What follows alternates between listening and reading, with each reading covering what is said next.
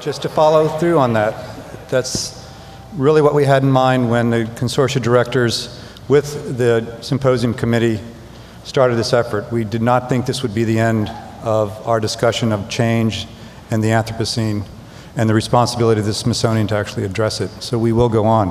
Let me also say, to follow up on your comment, not a single person we invited turned us down. Some of them couldn't make today, but nobody said they weren't interested or didn't want to do this. So I think that's pretty good.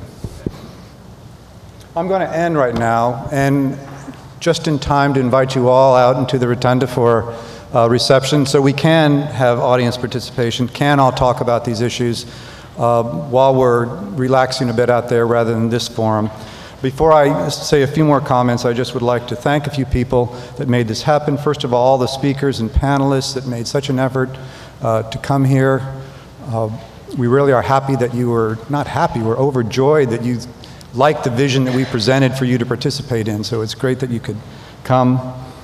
This internal Smithsonian organizing committee, and their names are written in the program booklet.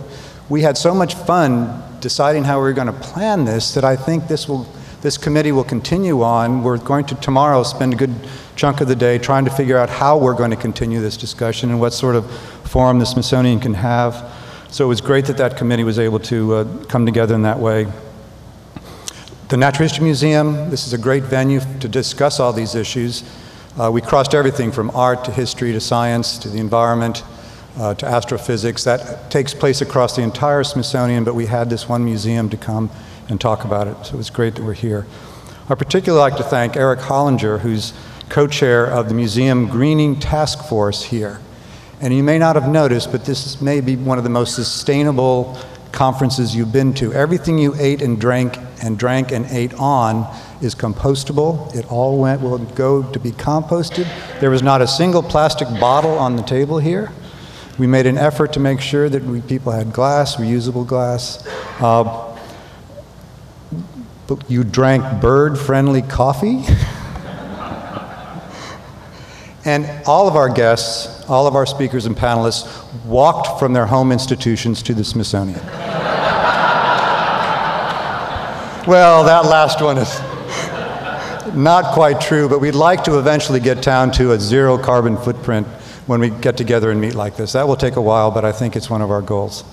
I'd particularly like to thank the volunteers that helped us with the questions.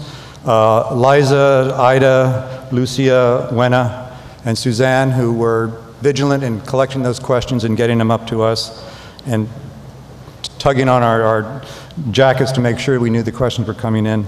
And most of all, I'd like to thank Maggie Stone and Jessica Rotella, wherever they are. They're probably out doing what they're supposed to do, but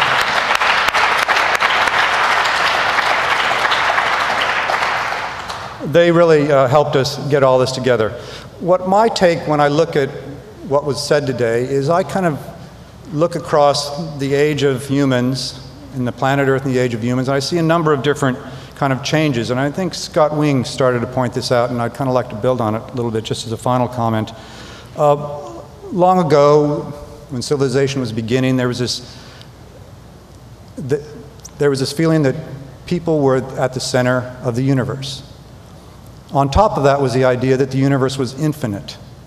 And it went on and on. We looked up the sky. There were no boundaries where we could continue to walk wherever we wanted to go. The next phase in changing that was when the world was still believed to be infinite, but no longer were humans thought to be at the center of it. And this happened during the Middle Ages and the Renaissance, when we began to understand that the Earth was revolving around the sun around planets, and that we were not the center of everything. The next step was that suddenly we began to realize, and this maybe happened in the 1800s, I know I, as a biologist studying the exploration of the planet by cultures all around the world, suddenly began to understand that the world was not finite, or excuse me, the world is not infinite. There were definitely a finite number of species. There were finite lands. You kept going around. You got back to the same places. So this was another change. The world was finite, and the humans were not at the center of everything.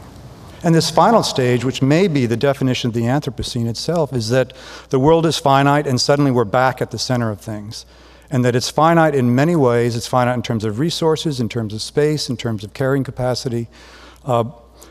But humans now have a new role to play. We may not be at the center of it in terms of making of life and of the earth and of the universe, but in terms of the changes that are going to happen on the planet and in our environment over the next century or so, we are certainly at the center of that. And I think maybe that's another definition of the Anthropocene that we have to think about.